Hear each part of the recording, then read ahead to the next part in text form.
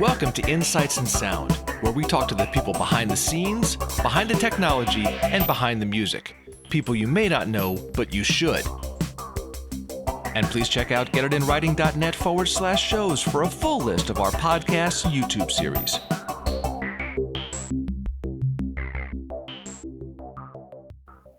My guests are Will Kennedy and Matt Wallace, engineers, producers, and techno-dweebs extraordinaire. Yes, absolutely. And we're going to talk about immersive mixing, specifically ATMOS. As I prefaced my comments earlier before we started, I'm going to lay claim to being the dumbest guy in the room as far as understanding a lot of the technical principles behind it. And I would like to get into a little bit of that. But first, I want to get into some high-level stuff because, as we know, ATMOS and immersive mixing in general has gotten a really bad rap. Now, immersive, surround sound, quad, whatever you want to call it, has been around in various incarnations since 70s. Gosh, I remember actually rewiring a studio in Burbank in the 80s that had originally been wired in quad for Quincy, one of the old Kendon rooms. Yep. So it's been around that long. Yeah. And it's never actually taken hold for various reasons. Part of which I guess is just because, what's that old saying? The nice thing about standards is that there are so many of them, Maybe we can just get into like why this iteration of it now and why now maybe it's time. Right. Well, for me, there's obviously a lot of trajectories, a lot of things you've brought up. First of all, yes, there's a component of people that are not fans of ATMOS, but I will say that at least equal, if not more so, there are many more proponents of ATMOS, I think. And I know Will and I are, we evangelize about this technology pretty often, and we've swayed so many people and so many people we've talked to who go, oh my God, I've never heard music sound this good. We've had people sit in this chair just having heard certain songs hundreds of times go, I'm hearing things I've never heard before. So that's the first thing I wanted to address. The thing about the ATMOS today right now that I think is going to be more successful than, say, Quad, 5.1 is that I think there's a portability issue now that ATMOS, with the fact that we can fold it down to binaural, means you can actually enjoy pretty accurate representation of what we've accomplished in the room. So you can have them in your earbuds and you can be shopping, skateboarding, whatever you're doing. So there's actually a way that you can enjoy it. And that to me is a big issue. The thing about, in the old days of Quad, you had to be active listening because back with the old turntables, you had to sit in your chair, look at your album, and experience Quad in the room. And nowadays, I think with the headphones, you can do it while you're walking around. And also, I think Atmos is a better version of what Quad tried to do because it's this whole... And 5.1. And 5.1, because 5.1, everything was in five different distinct, 5 distinct places where you could put the sound. And they were very discreet, except for panning. Now with Atmos, because it's this new way of mixing where they're called objects, where you can actually place sound in between speakers, which is a very, very new thing in terms of front to back and also from the listening up above you. In between as well. That's the major difference with 5.1 is 5.1 you were locked to this ring around the outside. You could pan between front and side, but it was there's a lot of reasons why it wasn't necessarily the greatest, but you couldn't move outside of that. Yeah. And then obviously no height, which makes a huge difference. Yeah. And now you're bringing up all sorts of other questions for me. So first of all, I want to absolutely agree with you and say, recently, a friend played me for the first time, and I was in the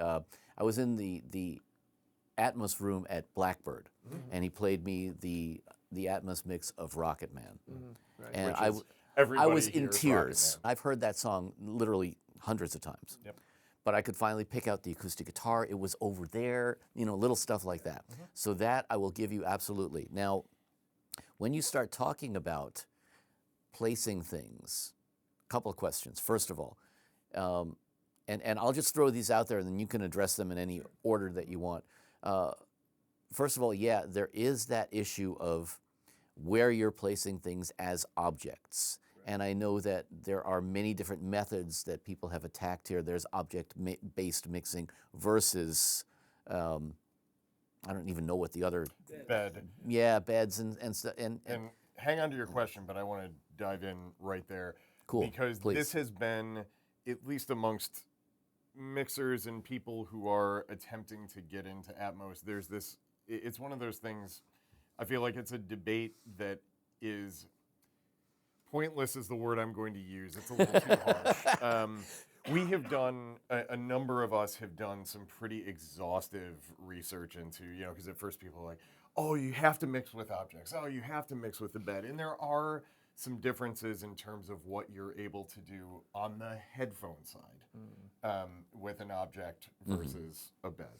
Again, fairly, it's you got to get pretty in the weeds to understand it. But in terms of sonics, such minimal difference between what an object sounds like. I mean, you've got to go out to so many decimal points in the math to see what's going on that's different between one and the other, that the idea that you should mix all in the bed because of sonics or all with objects because of sonics is kind of, it's do what you feel is best, because it's going to influence, it's like anything else. What brand of compressor do you like using? Right, Well, it's methodology. The one that makes you excited about the way it sounds. Okay. Same thing. Okay. Okay. I do want to go back to the point you made about listening to Rocket Man, which of course is the kind of fundamental song that everyone seems to use as their, foray into Atmos. You mentioned that it was more emotional. And that's one of the things that Will and I think, in fact, to be honest, I think that was the swaying moment. Because Will and I were familiar with the technology. We kind of danced around it. We talked to people about it. But we were over at our friend Brad Wood's place, and he played us. Coming from a place where both of us were skeptical about the technology. I think we were pretty kind of against, actually. We were very much so. But he played us. I forgot, what was the Liz Fairtrack? I feel so terrible every time I talk remember, about this, but and I can't remember the track. But it's off of her latest record. And we just sat there, and it wasn't even something we were familiar with. No. But the emotional content was completely unexpected. I had no idea. I just sat there, and we've had that same issue over time, playing stuff to people, or even stuff we mix. And you sit down there, and you just feel like you're really immersed in not the audio, but the emotional content of the songs. So for me, this isn't even about technology. It's a better way to relay and convey emotional content to the listener. And to me, that's all music is. That's all sculpting, dance, poetry. Any of it is really conveying of emotions. Of course. And music is just a vehicle to do that. And we've had moments you sit there and you're just like, oh my goodness, you just feel stuff completely unexpected. And it's really lovely. And going back to what you were talking about with Quad and 5.1, I think I'm going to speak for both of us. Correct me if I'm wrong. I don't think either of us ever had that experience listening to either one of those formats. I would agree. I didn't either. Yeah. And also, you were expecting so much from the consumer at that point with those formats, right? We'll just look at 5.1 for a second. In order to do 5.1, no way to hear it in any place other than a 5.1 Not transferable. Yeah. Not transferable. Yes. Number two, you were at the time, which was the mid to late 90s, early 2000s, you were asking every fan of music who really wanted to dive into this, not only to have to invest in this speaker system because it was the only way to hear it, but you were asking them to then reinvest, because this is pre-streaming, you're asking them to reinvest in a music catalog, a physical music catalog for what may be the third or fourth time in their life. If they started in the 70s, they bought on vinyl, then they bought on cassette, then they bought on CD.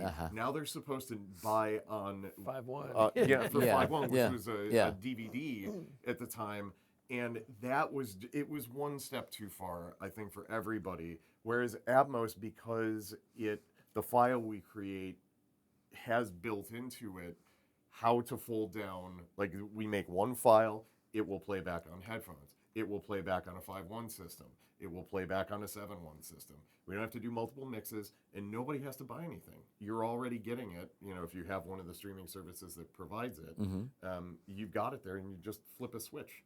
Yeah. Well, now that brings up a question that I think we touched on last time we talked about this, but I want to get into that a little bit because at the outset of immersive technology beginning to become a thing, so to speak, we didn't just have Atmos. We've got at least 4 or 5 other standards that have been, you had the earcam stuff, you had, I'm not even remembering all of them, but there were a number of different standards and none of them were compatible with each other.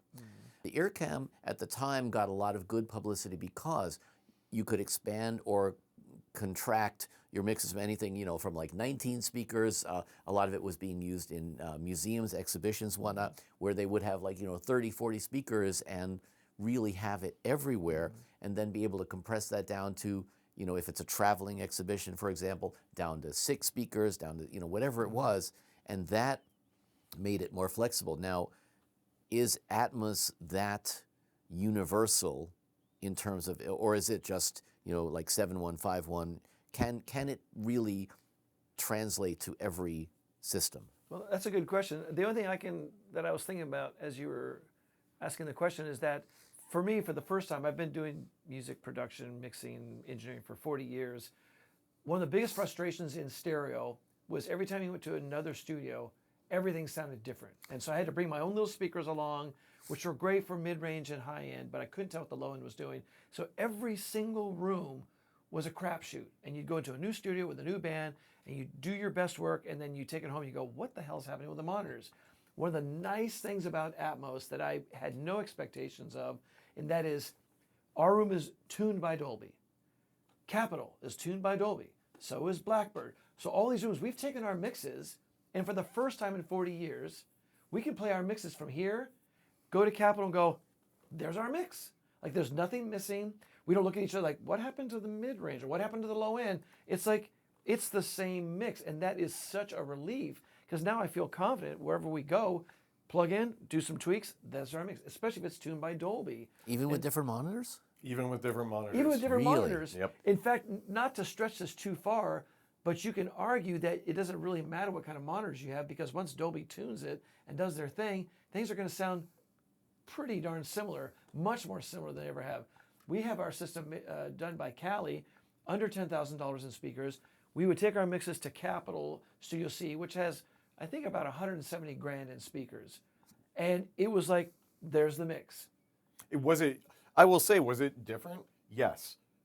But we didn't listen to it in that way that I think we're all used to in stereo, where you walk into a new room, hit play and go, that's not what I did. Yeah. We hit play and we were like, nope, everything we did is there. And there's a lot more speakers. And There's a lot more speakers to get the wrong. tonality might be different, but the placement and the imaging It's is surprisingly close, surprisingly. And balance levels, like you don't feel like things are disappearing or appearing that weren't there Yes. before. Yes. And we even had, very recently, we had a client we were mixing for who was based out of Nashville. The artist was based out of Nashville.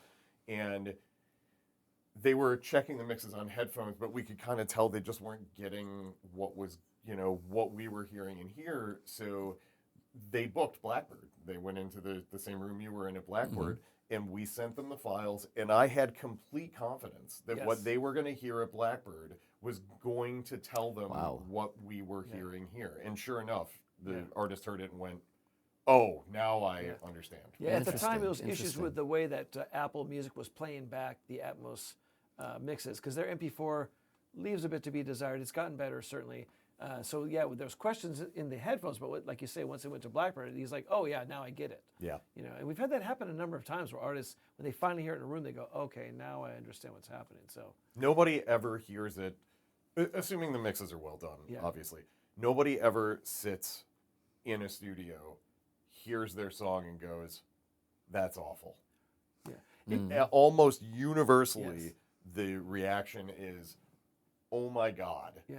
How am I supposed to go back to listening to music the way I was listening to it before? Yes. In fact, with the assembler, we can actually set up the stereo and the Atmos mix, and we have the listeners have the switch, switch back and forth, and you can just see them like, oh, that sounds really great. And then you switch the stereo and they go, they look at us and we go, well, that's stereo. I don't know what to say. Yeah, but that's your mix. That's the thing you've been listening to all this time. It actually shrinks. It actually shrinks. And one of the things that you probably weren't even going to ask this question, but we're going to answer it for you anyway.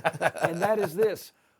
One of the challenges with mixing in stereo is that most of the time there are far too many instruments to actually be heard in stereo. Sure, that's always been the challenge. It's always been the challenge. And some bands in particular have way too much sound for 2 speakers. No. And so one of the nice things about Atmos is like, oh, you can actually put the guitar over here, and you can spread out so you actually can hear things, and it's really fascinating to hear what the band. I think in fact, there's some bands that what they really try to accomplish, which they could in stereo. Now they hear it in Atmos, they go, there you go, that's how I heard it in my head. Well, great, there you go. Yeah, I could see that happening because there is. The challenges, as you say, the challenges of mixing in stereo, it's basically that you have this direction and you have this direction. You have and this reverb. direction is faked. Right, exactly. Yeah. It's all just what kind of hall am I going to put on it here, what kind of room here, and everything else is just that way. Mm-hmm. Whereas with Atmos, you now have this other dimension. Yeah. And that's what I experienced with listening to Rocket Man the first time. Yes. Yeah. Now, compatibility-wise, okay, we're talking about you just mentioned, like, nobody's going to really sit there.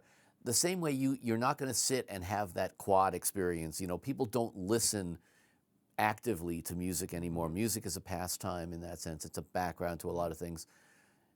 How do you address the idea of what I'm hearing here has to collapse to binaural? We spend, unlike stereo, we probably spend half the time we're mixing on headphones. Yeah. We're listening to That's interesting. the binaural because it's important, right? Mm-hmm. It's changing, and this is something we should touch on too. When we started, I would say 99% of the people who were hearing our mixes were hearing them on headphones. So the headphone mix is very important. Mm-hmm. Now, there's a lot of layers to that as well because the headphone mix can change over time depending on what Apple wants to do with their spatial audio algorithm, what Dolby wants to do with their binaural algorithm, but what is not going to change is what the mix sounds like in the room. Mm-hmm. We've had endless discussions with both Apple and Dolby about this very thing, and what they have both told us is ultimately what we're shooting for when we make these changes is to make the headphone experience more like what's happening in the room. So the danger becomes, and there have been a bunch of people that have said, oh, well, we can just mix this on headphones. We don't need speakers. We can do this really cheaply. But the problem is, if you work on headphones, number one, are you listening to Dolby's version, which will mimic what you're going to hear on on Tidal and on Amazon Music? Are you listening to Apple's version? They're going to sound a little different from one another.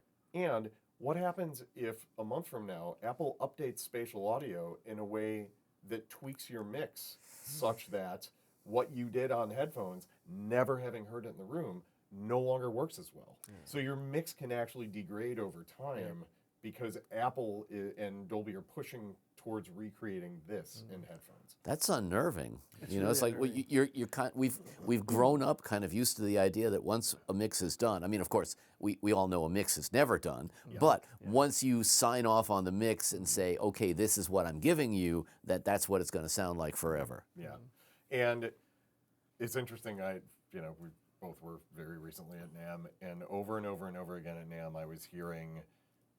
Or I was having discussions with people about, but nobody's ever going to hear these mixes on speakers. But all the complaints that are. Mm-hmm. Well, that's changing too. Like I said, when we started, mostly people were hearing it on headphones.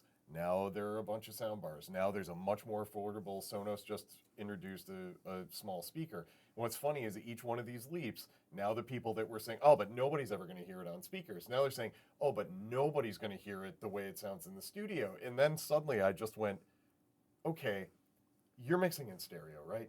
Yes, of course I'm mixing in stereo. Right, and everybody who's listening to your mix at home on a speaker is listening to it on an Amazon Echo Dot or an Apple or a phone, HomePod, or on their phone, or on a really crummy set of headphones. Yeah. So do you mix in mono? No. Yeah. And they've got that Echo Dot 2 rooms away while they're doing dishes. Of course. So Nobody ever hears it the way it sounds in the studio, period.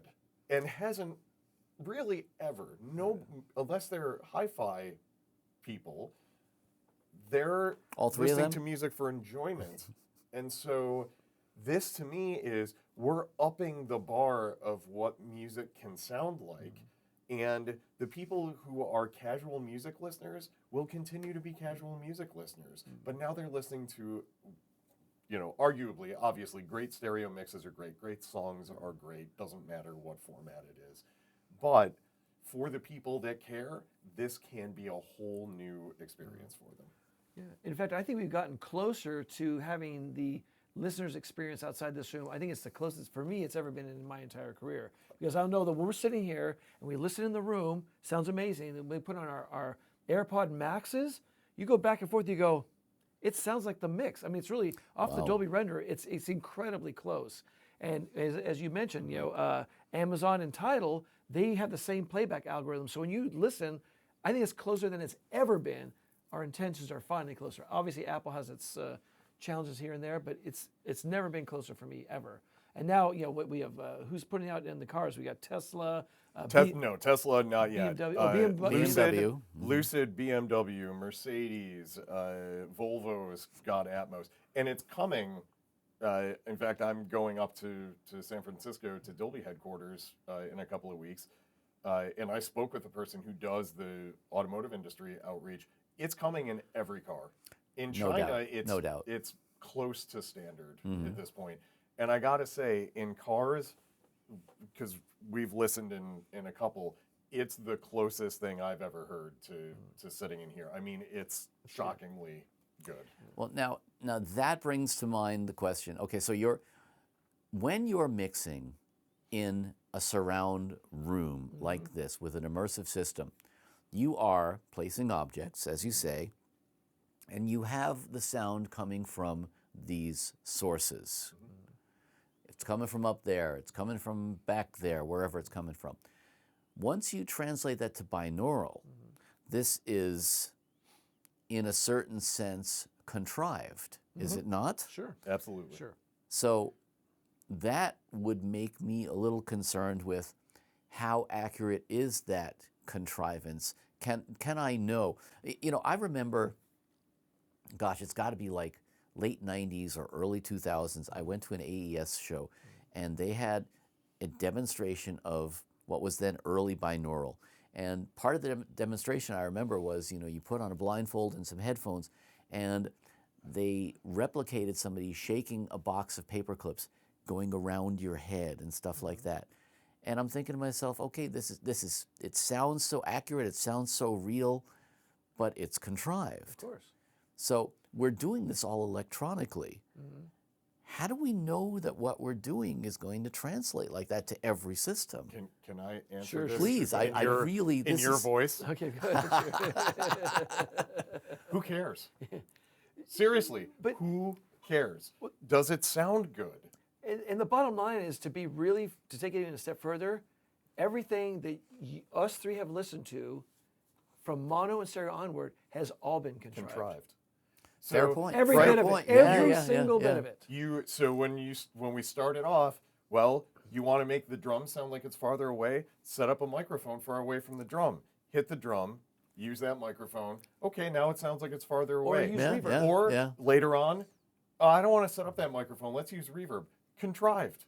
It's all fake. Yeah, we're Right? playing it. We're playing it through a metal plate. Metal plate, composite vocals, punching in, overdubs, everything, flying choruses in, it's all contrived, every bit of it. Yeah, and this was, for me, a real, one of the very early, very soon after we got this thing set up, and we're starting from scratch, right? It's not like we had listened to hours and hours of Atmos mixes in other studios, and honestly, there weren't that many to listen to at that point. Yeah. So we got this set up, and I remember sitting here just trying to wrap my brain around what I was hearing, and very quickly realizing that what I thought this was very different from the reality of what it was. And that in my head, I was like, okay, I'm going to take an object, a voice, and I'm going to move it around in 3 dimensions, and it's going to be a very realistic depiction of what was happening. And while that is partially true, it's not fully true, right? This is a contrivance, right? Sure. So it wasn't what I thought it was, but then I had to make another leap to, but does it sound cool? And then I started thinking about stuff like that. For me, in my head, I was like, oh, of course. Well, somebody invented the chorus effect, but sure, yeah. But when you put it on something, it doesn't sound like a chorus of that thing. Unless you've completely abused it, yeah. And that I started going, okay, well, what if instead of thinking about this like it's supposed to be a 100% accurate depiction of what I think it is, what if I just accept it for what it is and play around in that space? And that's when it really started to make sense to me. Like, especially, it was the height speakers especially, where I was like, that's not as, like, I thought that there was going to be this pinpoint accuracy. I'm going to hear something from up here. And it wasn't that way. It sounded like it was above me, but not in the way I expected. And then I had to start thinking about, okay, but how do I really hear things above me? What does that actually sound like? Like we all have been through, like you have a memory of a song you listened to 30 years ago sounding a certain way, and then you don't listen to it for 30 years and you go, man, that song sounded huge or awesome or whatever, and then you put it on and go, that's not what my memory tells me. So it's a lot of that, making these leaps to, okay, what are my expectations versus what's actually possible? And what's possible is still incredibly cool, even if it's not what you're saying, it's not doing exactly what I thought, but it's still doing something cool and worthwhile. Yep. I think something that a lot of people forget when we talk about taking all these speakers and trying to pull them down to binaural, and a lot of people have heard them kind of argue how that's impossible. But if you really think about it, all we hear is in binaural.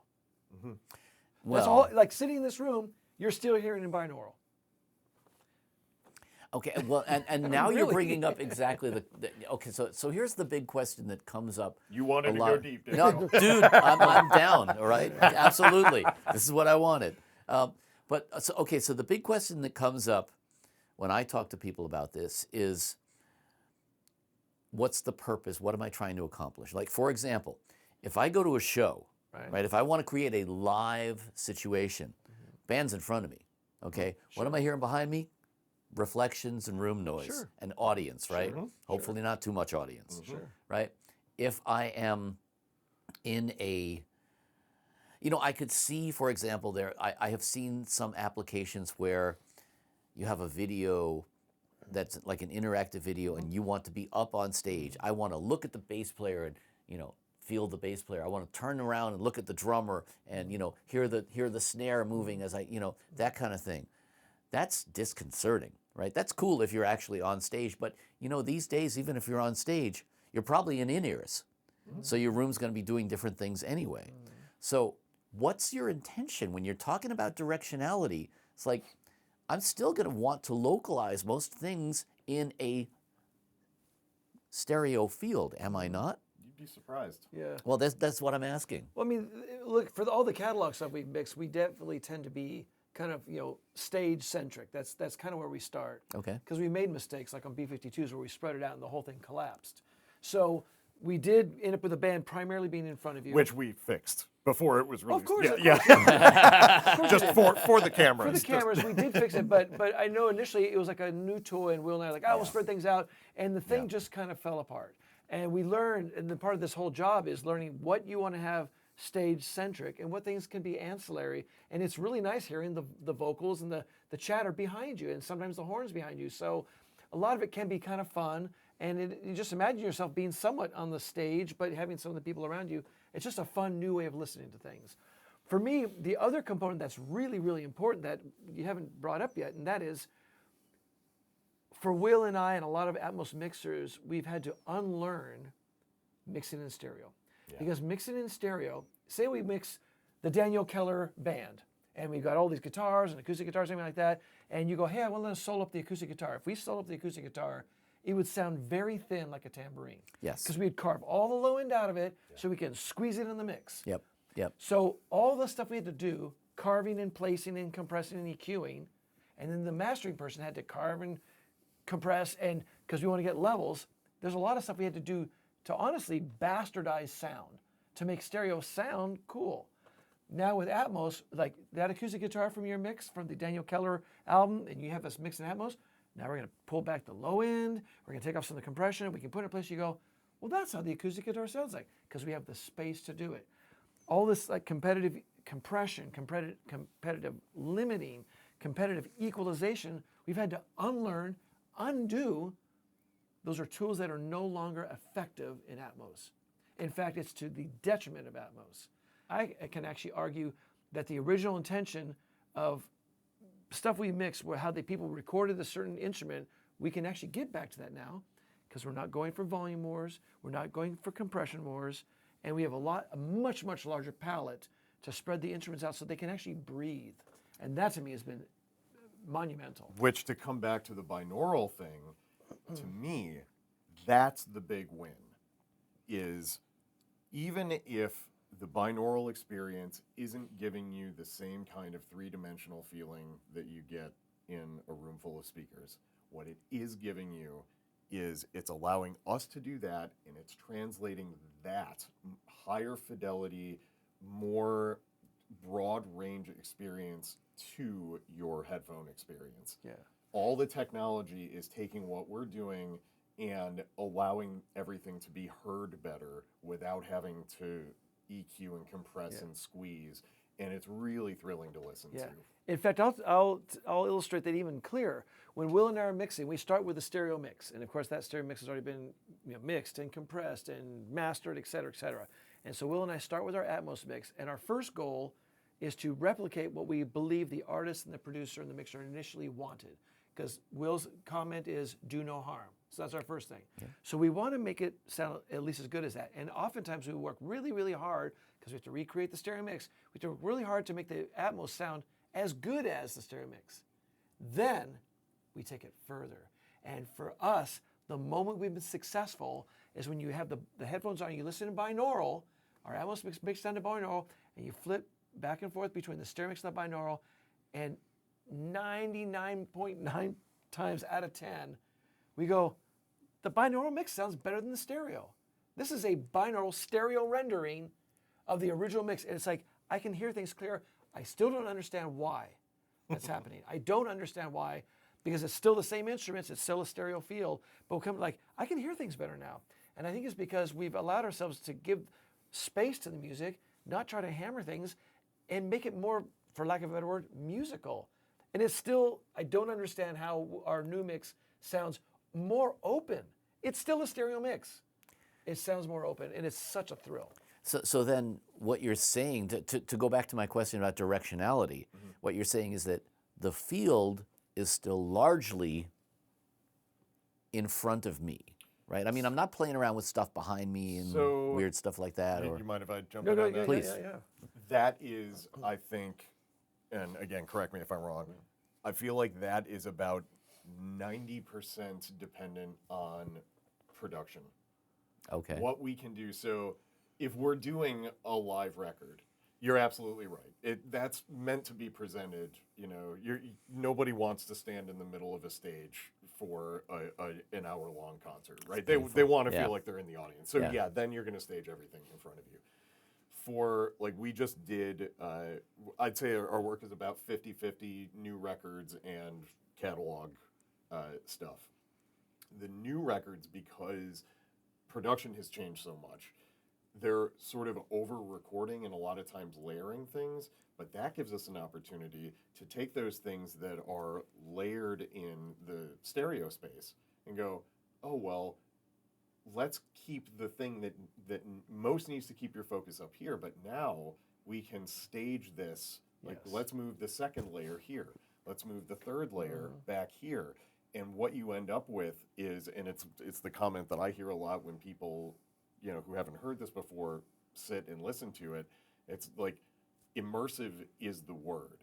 It's, you feel like suddenly you're surrounded by the music rather than having it presented to you from the front. Now, what you choose to put anywhere but the front, there's a lot of technical things that go into that, and a lot of thinking you have to do, careful consideration about it.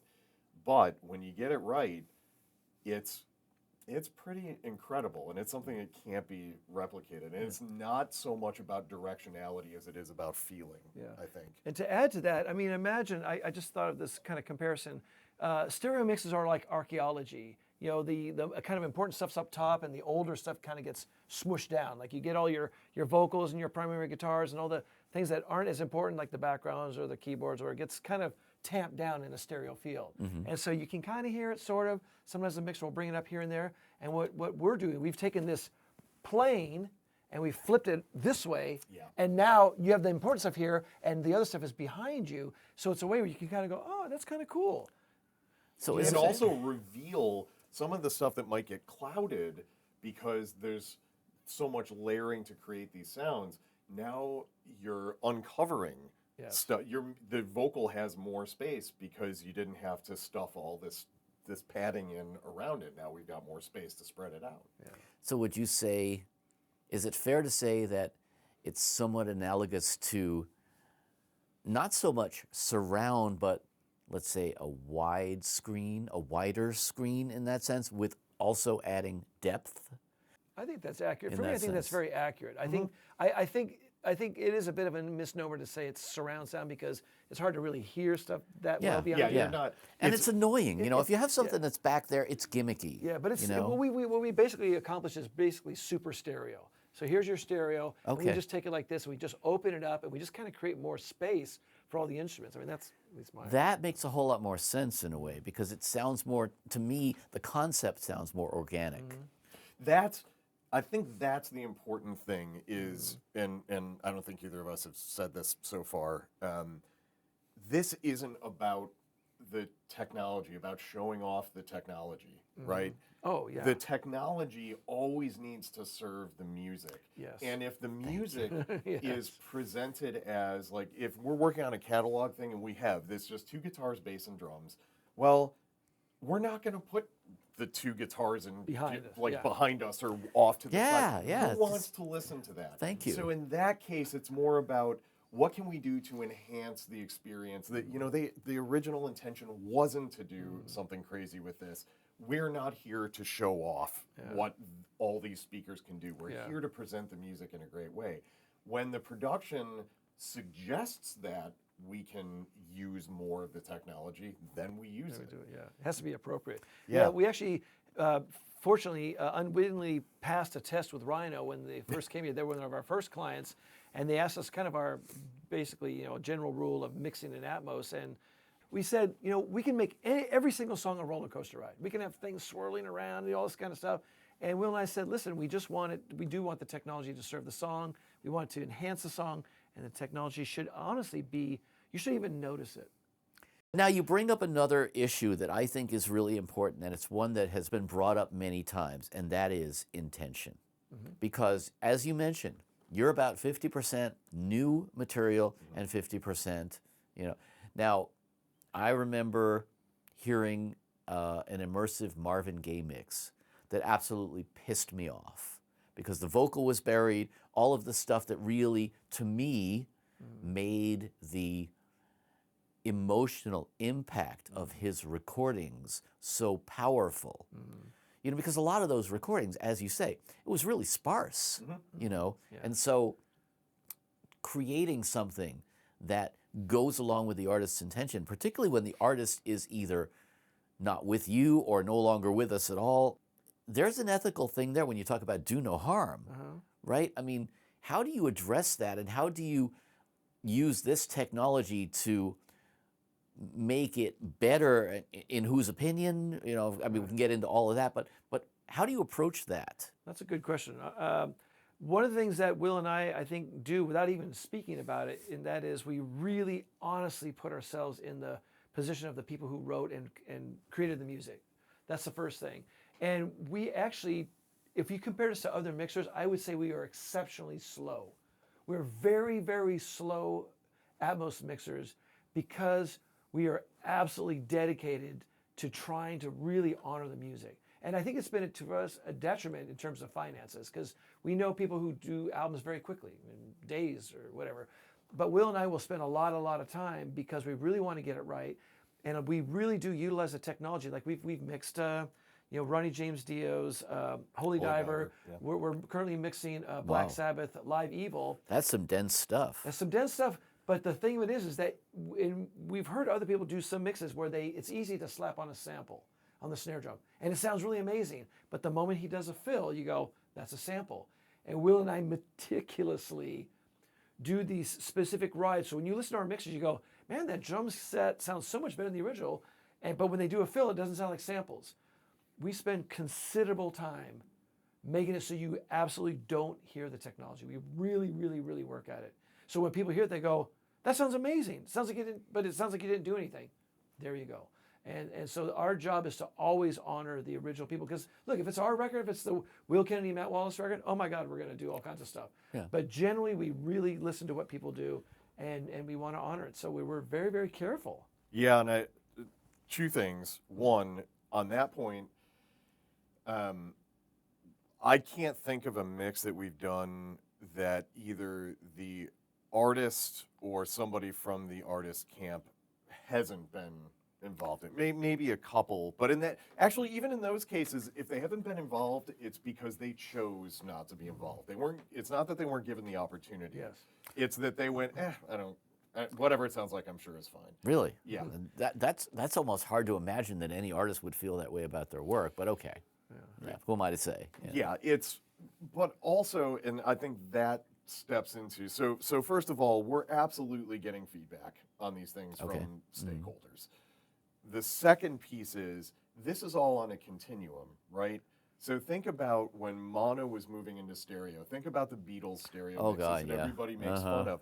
Well, the reason it was that way is because nobody knew what the heck they were doing. All of the standards for what would become the here's what you do in this situation with this instrumentation had yet to be created. And at the time, nobody cared about stereo, right? Stereo was it was a novelty. Yeah, novelty, gimmicky. Yeah. Who needs that? Everything's in mono, radio's in mono. We're in that phase right now, and we're learning fast, right? So I don't know exactly when that Marvin Gaye mix was done, but if I'm remembering correctly, it's at least 2 years ago. It's got to be early on. Was it What's Going On or something else? It was What's Going On. And it was annoying. It was painful. And the thing is, I don't know who did that mix, and I don't know what pressures they were under from the people involved. Obviously, we know Marvin Gaye wasn't involved in it, but whoever did that mix was 2 years behind at least where we are now in terms of understanding what sounds good and what doesn't sound good. Sure. So it's entirely possible that, it's nobody, I don't think anybody sets out to do a bad mix. And of course not. If you talk to anybody who's been doing this, as long as we have or longer, in fact, even us, we would say, and they would say, ooh, those mixes I did, 2 years ago, I really wish I could have those back. Because I know the learning curve on this stuff is just exceptionally ungodly steep.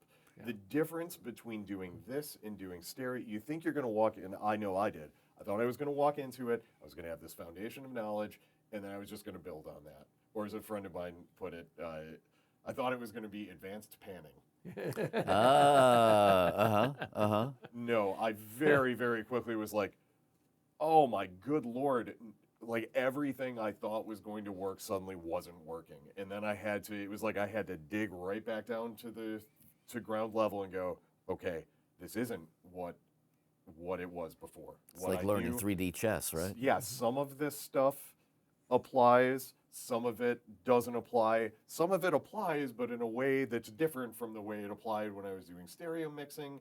And I just had this conversation with someone at NAMM. If I have to switch from doing ATMOS mixing one day to stereo to working on a stereo project the next, it's the whole first day is me reorienting my brain towards, oh, I'm in stereo now. This is a different set of rules I have to do differently. Same thing when I switch back to ATMOS. Well, now that brings up another question.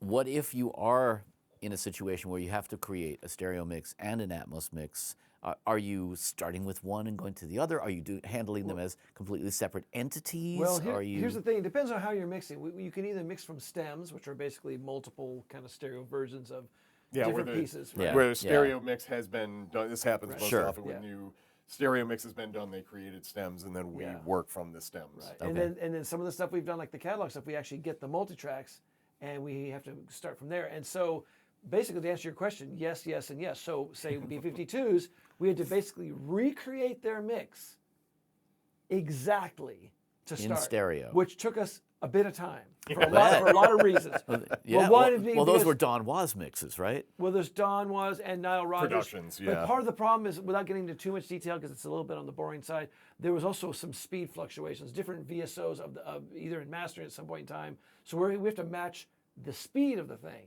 which of course also affects the timbre. So we had to recreate those sounds. So we weren't there. And they use analog gear. We had to recreate the sound of the drums, the sound of the vocals, everything. So we recreate that. Does it sound? We go back and forth. Yep, sounds like the mix. Now we spread it out too far. It collapsed. Then we brought it back in and we actually fine-tuned it. And then we got an excellent, stereo Atmos, immersive audio mix. But it took basically 3 days. Yeah, to do one song, and that.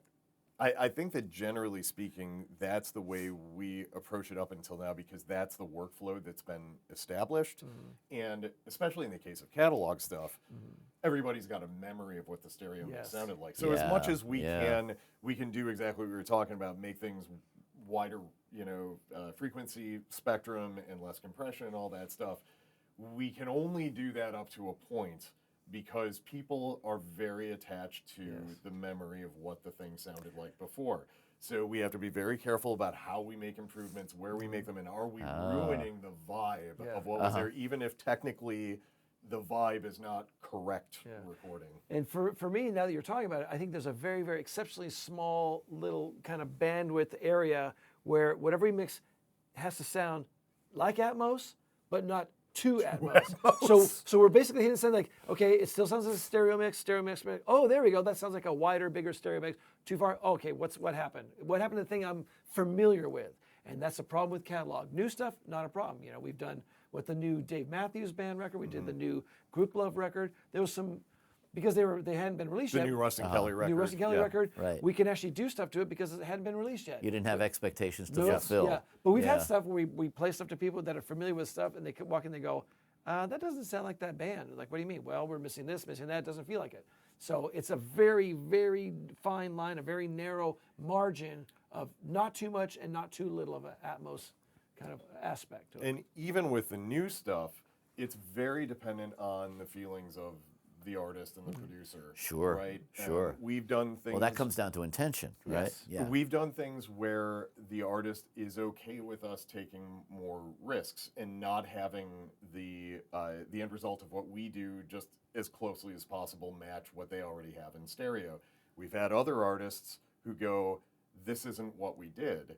And because everybody is spending, like, we're not doing the Atmos mixes first, right? The stereo mix is being done first, which means that everybody is completely invested for a long period of time in creating the stereo and making all the tiny little tweaks and going back and forth with mastering. So they've got this huge emotional investment.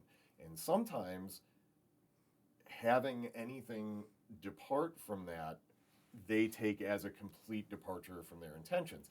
And who are we to argue? Yeah. Sure, of course. Right? That's we got handed these things. We're doing the best we can. Our job is to honor their intentions. So if they want us to dial it back, that is absolutely what we do. Other folks, let's make this be a different offering than what we've already got. In relation to the Rustin Kelly record, was it Nate Merceau? Is that how you say his last name? I think Merceau.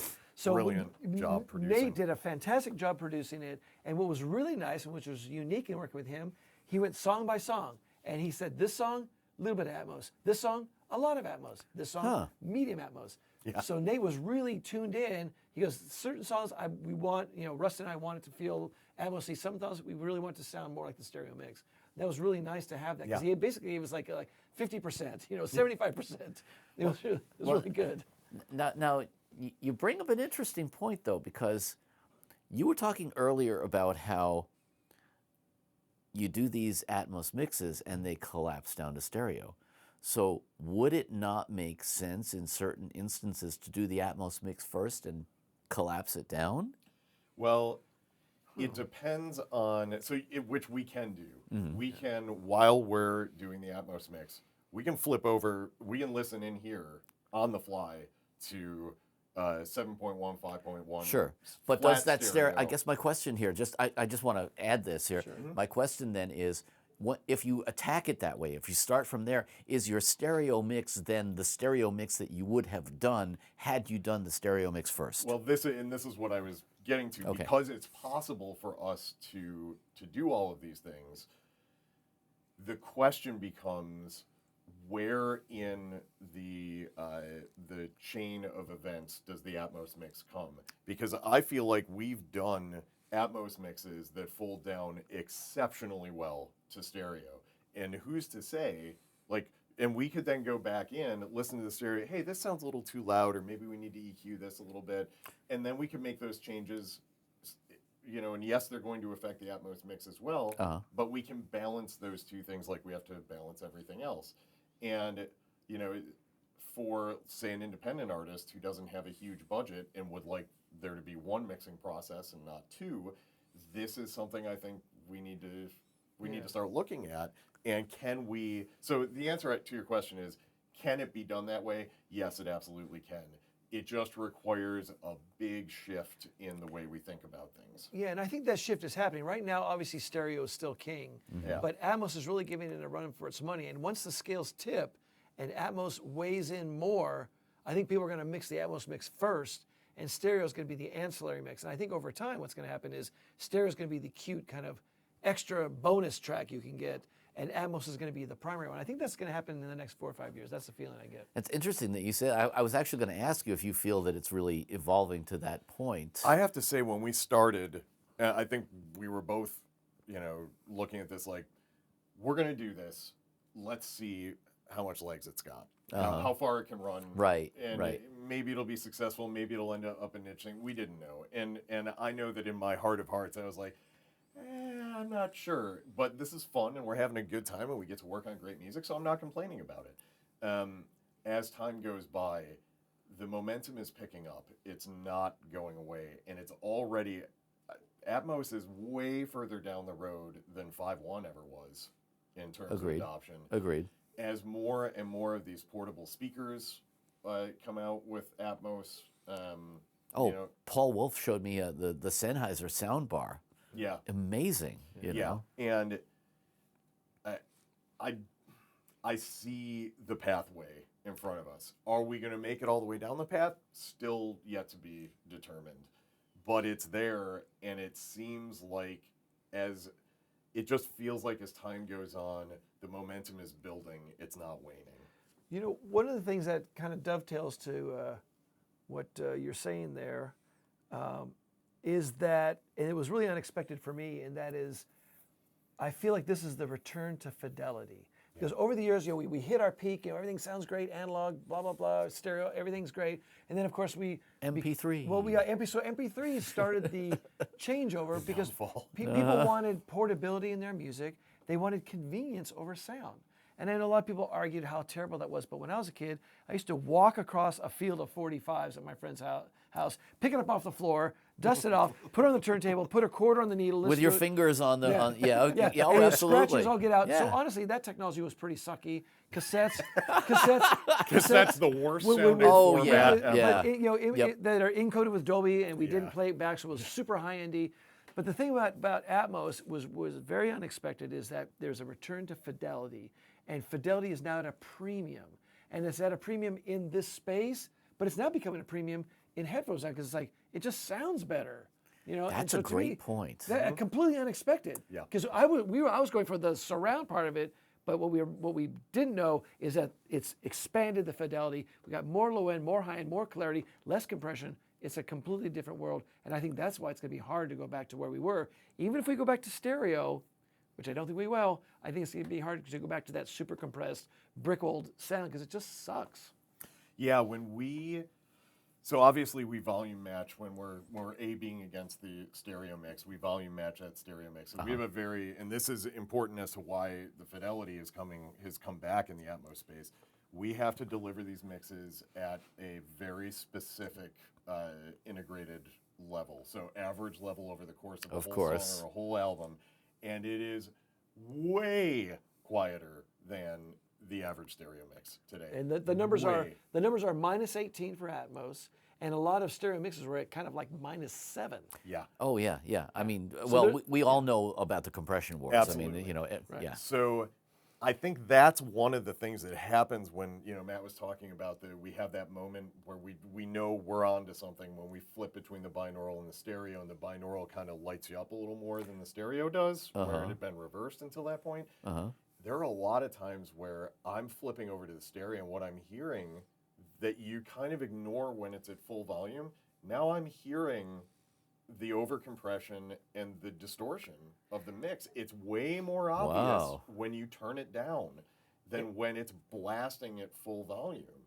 And, you know, when you're trying to achieve that thing, you're making huge compromises along the way to the fidelity that aren't really musical. And then when we're not tied to having to do that, of course, if there are genres and even specific albums or pieces of music that are leaning on that, yeah, of course we're going to do that to make sure the feel stays there. But even then, I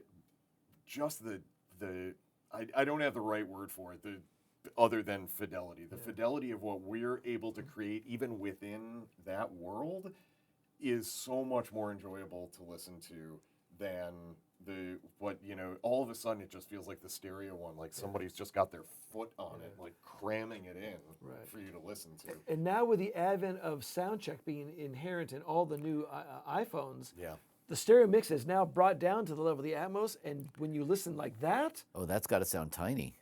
Well, it's not tiny, but you can hear how mangled the sound has gotten. Interesting. Compared to Atmos, where everything just is relaxed and opens up and breezy, and you go, oh my God, it just sounds so much more musical. I mean, for lack of a better word. Even for really intense music. Yeah.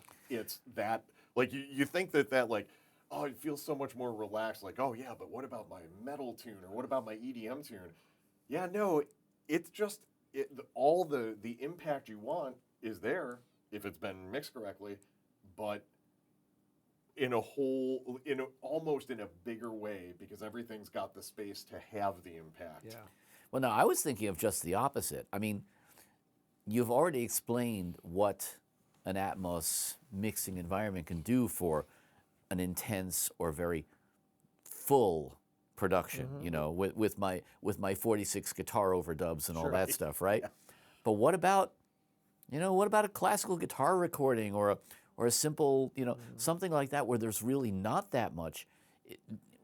Can that really enhance it in that sense? My personal opinion is that for, like, say, jazz albums with 3 instruments, or classical guitar or solo piano, I don't think there's a whole lot you can do other than create a space. Like, you're sitting in the room and you're creating a space. Well, that's what I'm asking. Yeah, but you really can't take the solo acoustic guitar, then double it or do something with it. You can't. And same thing with the jazz. If you got a jazz trio with piano, drums, and bass, it's like there's not much you can do with it. And so I am right now trying to do something incredibly strange with a trio. I don't know that it's successful. But I mean, okay, so basically I agree but the with thing what that you're so to be clear, Will's done some amazing recording over at East West, where he's recorded there's the jazz thing, you got the 3 instruments, and there's the big band stuff. The big band stuff Will did sounds incredible. I mean, talk about being in a room and hearing a band. What he did is mind-blowing. You sit there and you can actually hear the horns, you can hear everything. It's super, super powerful. But what I'm talking about is like more classic, like old school jazz. That's 3 instruments. Right. You just can't do a lot with it. Yeah. But do you create a different space? You can, of course, you can make it sound like you're in the room, and you can hear a bit of the back of the room behind you. You can do all that kind of stuff. But to me, Atmos isn't going to do a whole lot with those things. Okay. Because there's just not much you can do. And with a singular instrument, nothing's going to really change. Yeah, at least in terms of spreading it out in a 3-dimensional space, it just doesn't make sense. Again, it depends on the content, right? Right. I'm gonna paraphrase something that Steve Genowick said. Steve did the Miles Davis Kind of Blue record with Dave Rideau. Right. And he says all the time, he's like, I get the most number of compliments on that mix. He's like, there was nothing to do. It's like I just put them in a good sounding space. Yeah. And let it be what it was. It's like I couldn't spread it all. I think it was originally recorded in mono or maybe stereo. Maybe it was 2 or 3 track recording. He's like, what do I do with that? Yeah. You know, all I can do is create a space for it. Yeah. And what he did, I remember him telling us that he did for some of those recordings. He went into one of the Capitol rooms, and actually reamped portions of the recording in the room so you can actually get the sound of the Capitol room, and that created the back behind the listener. Yeah. So that's really just a space creation. It's not a moving instruments around. And I think Giles Martin has been quoted too as saying that sometimes, or a lot of times, Atmos isn't about the trick of let's put instruments everywhere. Sometimes it's about just enjoying good music in a beautiful sounding space. Yeah.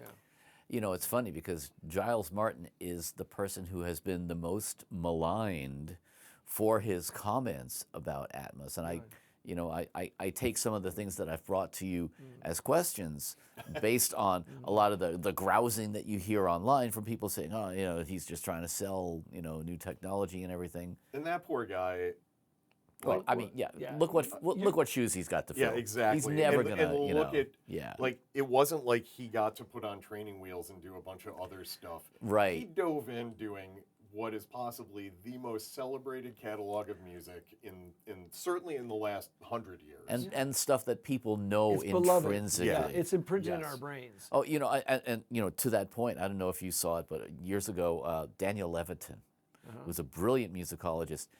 He presented he was talking about music and the brain in this point, but I walked in on a seminar that he was giving at an AES show, and he said, okay, I am going to play 1 nanosecond of a song, and everybody's going to know what it is. And he was right. He played just a little snippet of Eleanor Rigby. Yeah. Everybody went, oh, that's Eleanor, you know, because that stuff is so ingrained in our collective consciousness. Yeah, and how many books have been written, like how everybody is doing deep dives on the Beatles, you know, generation after generation after generation. So I don't know how anybody could have done what he did and not been criticized for it. Absolutely, right? Absolutely. It's a tough situation to be in. I've heard a bunch of the stuff. I don't have complaints about it. I think it actually sounds really good. For what it is, yeah. Now, you know, I mean, you're always gonna hear people who say, you know, oh no, leave my revolver the way it was, you know, of course. Go ahead. But I was just I thought you were gonna say the same thing. But you can listen to Revolver the way it is. You still have your Revolver. Well, now it doesn't get erased. Yeah, but that's part of what the complaints were originally with Apple, was that they were substituting some of these, at that point, early and kind of ugly Atmos mixes, or immersive mixes. I don't think they were officially Atmos at that point, for the originals, and removing the originals or making it harder to tell which was which. So let's be clear about this, because there has been a recent upsurge in this topic online all over the place that I feel like it's been fueled by some people that may not be fully up to date on the information. The originals are never gone from Apple Music. Yeah. There is a setting in Apple Music where you can say, I would like to always first listen to feed me the Dolby Atmos, or do it automatically. If there is Atmos, play me the Atmos. If there's not, play me the stereo. Or I don't ever want to hear the Atmos. So you can pick which one you'd like. So if you only ever want to hear the old version, whatever version of Revolver you're happy with, you can do that. What also has been making the rounds is this idea that Apple is refusing to put stereo mixes up, and that's absolutely untrue. If all you do is a stereo mix and you submit it to Apple Music, yes, it will go up on Apple Music just like it always has. What they are doing, I think some people have just discovered this, but it's been true since they started with spatial audio, which is their layering of Atmos, is they are absolutely giving preferential treatment to people who have Atmos mixes. Yeah. So if you only have a stereo mix, then you're less likely to be playlisted. Your thing might go further down the playlist. Okay. You obviously won't go on the spatial audio playlist, which they heavily feature to everybody now. And I mean, as much as obviously we're on the Atmos side of this, so I'm kind of like, yeah, I'm fine with that.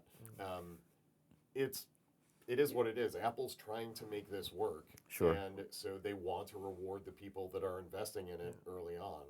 So that part is true, but I just wanted to say that because I've seen a bunch of people going, how can Apple do this? They just started doing this. My stereo isn't going to be... None of that is true, but it is true that you will be at a disadvantage without an Atmos mix on Apple Music. Another thing to add to that, which is kind of a different facet of this kind of point you're talking about, and that is with producers, mixers, artists, and even listeners, look at the Atmos as a remix. Because a lot of people get stuck with this idea when they hear the stereo mix and the Atmos mix, they want it to sound the same. Won't ever happen for a lot of different reasons. But if you can just open your mind to like when people used to do disco remixes or extended remixes, or someone remix it, just think of the Atmos as a remix. So it's just another way to hear the song. You hear your stereo one, it never goes away, it's there. Here's the Atmos one, because you might like that idea that you can hear it in a different way. That's all. And so people get stuck on this thing. It's just a remix. That's all it is. And sometimes we really adhere to the original stereo. Sometimes it's going to go further.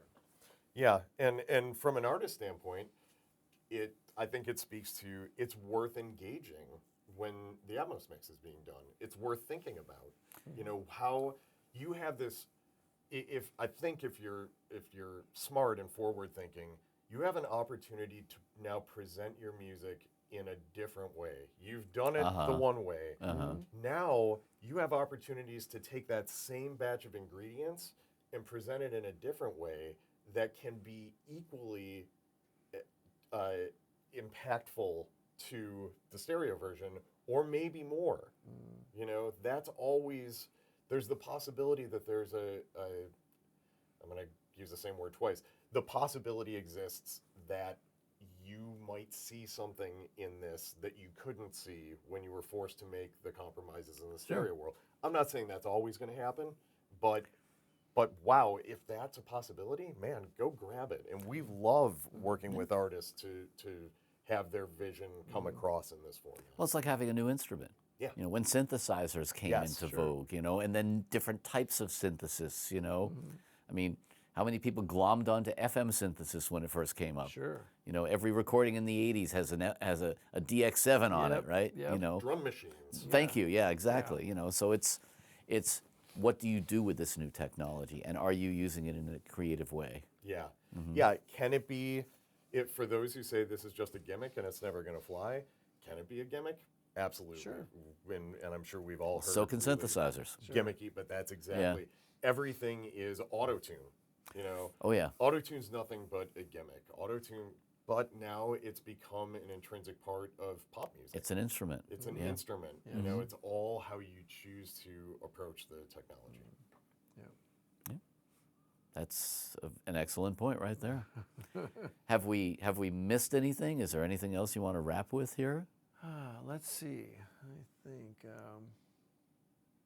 You know, I mean, for me, I still go back to, if the idea is to have an emotional reaction to a musical experience, I think it's very, very hard to argue down Atmos, because I have been absolutely surprised and absolutely floored.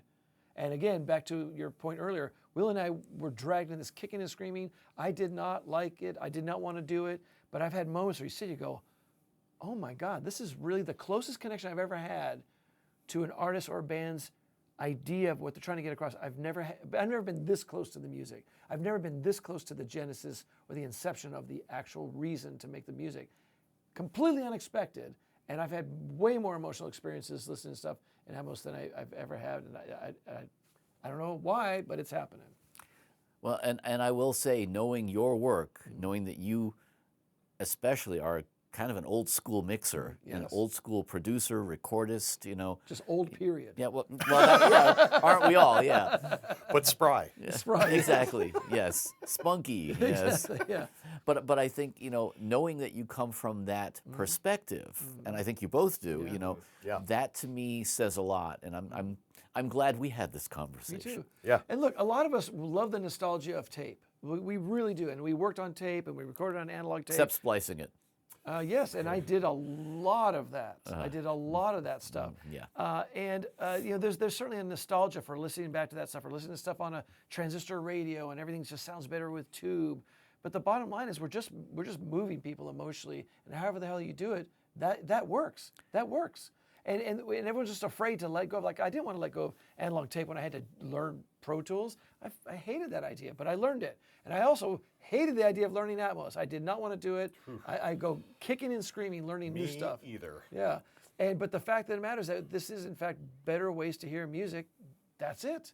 It's just the way, that's the reality. Yeah, and I think one of the early real revelations for both of us was when we did that.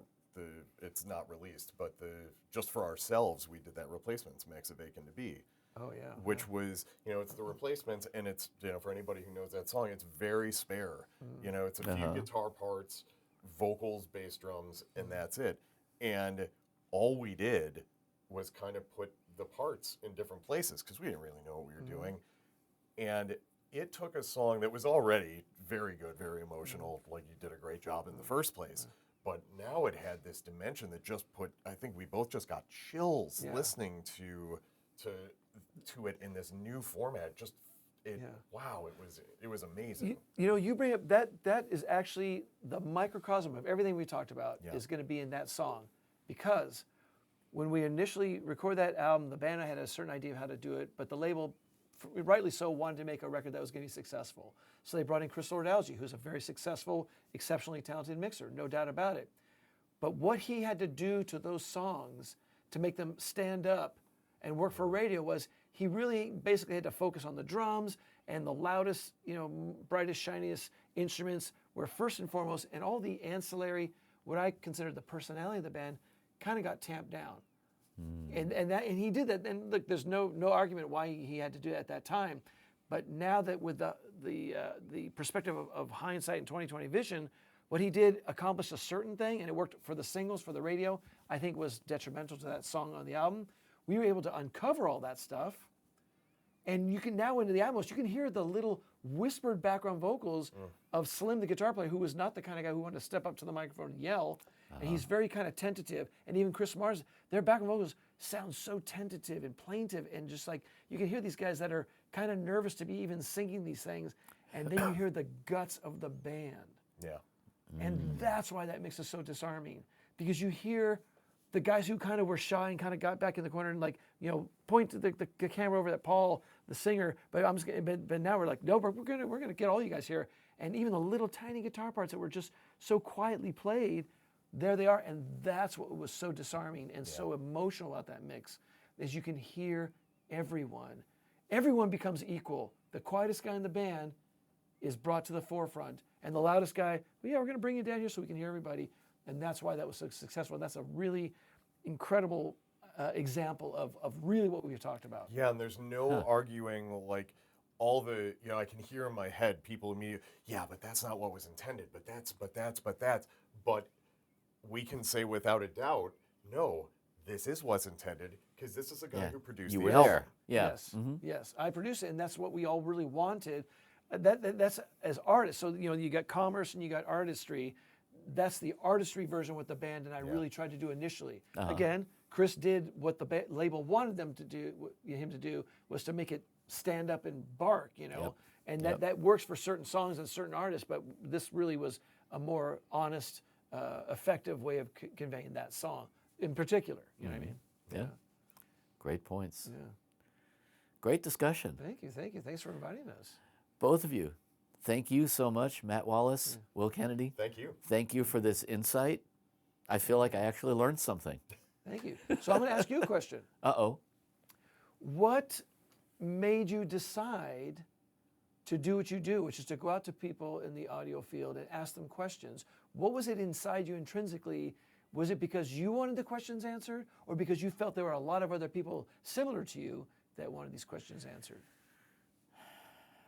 It began with A and extended to B, because I have always been a very curious person. I've been through multiple careers. I've been through multiple things that I've done, from engineering to production to working in the industry itself, I've always been fascinated by the creative process. And that's why this fascinates me too, because it's another aspect of the creative process. You know, it's not just that we record someone, it's that we have this whole process of bringing out an artistry in someone. And for me, man, this gets into why I do this, why we do this. You know, we do this out of a love of artistry. Yeah, absolutely. And this makes me, every time I, you know, the other thing is, as you know, what we do is we're sort of siloed. You know, we make records with people, we're siloed, you know, and here in doing this, I have the opportunity to talk to you about something like this. I have the opportunity to talk to someone else who's made a record, and then I can say, you know, when I was talking to Michael Beinhorn about this record, it blah, blah, blah, and there are parallels, and it helps me to connect those dots, which I think not only helps me to gain a greater understanding, but it helps us as professionals to gain a greater understanding, and hopefully it helps to then pass that wisdom on to another generation. That's great. Yeah, well, I appreciate it, because I mean, it's really wonderful that you approach those of us who really remain behind the scenes, who avoid the spotlight, and the fact that you come and ask these questions and we can share this knowledge is really wonderful. And I appreciate that you do this, because you're really kind of archiving, you know, experiences and information and approaches that otherwise would be lost. And the fact that you can share this with people who are maybe fledgling producers, engineers, mixers, artists, whatever, and it's really great. So I really have to express appreciation for the fact that you do this, because it's not like you're getting paid for it, you know, other than with some streams here and there. But I really appreciate you taking the time, because you've interviewed us. This is like the third time that you've interviewed me, for sure. And I appreciate that you have the care, concern, the time you put into assembling it and editing it, you know, because it's not like you just spend an hour and a half with us. You probably spend another 5 or 6 hours putting the whole darn thing together. Easily. And I mean, sincere appreciation for the care you put into, you know, the ones you put up are great. And by the way, this is really off topic, but that 30-second question thing that you had me on, that was my favorite thing, because I was nervous, I was disarmed, and you just asked me these questions, I have to answer them, and then I'm in the middle of answering you. Okay, next question. I'm like, oh my God, that was really, really exciting. Oh yeah, we have to get Will on that one too. Yeah. Oh my God, talk about being in the hot seat. Holy cow, I felt like a doctor delivering babies. It was just like, But I really like your approach, because it's very musical and playful. So we have this extended forum, we can talk about things. Then you know those things where it's just like, you know, you just shake someone up and go, okay, you know, speak. It's like, So I really appreciate the care and the time and energy you put into these things. I really do. Well, thank you so much, and thank you again for being my guests. Yes. And this has been awesome, and let's do it again. Sounds great. Anytime. Yeah. Fantastic. Thank you, gentlemen. Thank you. What a pleasure. Hey, I'm Daniel Keller. Don't forget to hit the subscribe button and join us each week for Insights in Sound.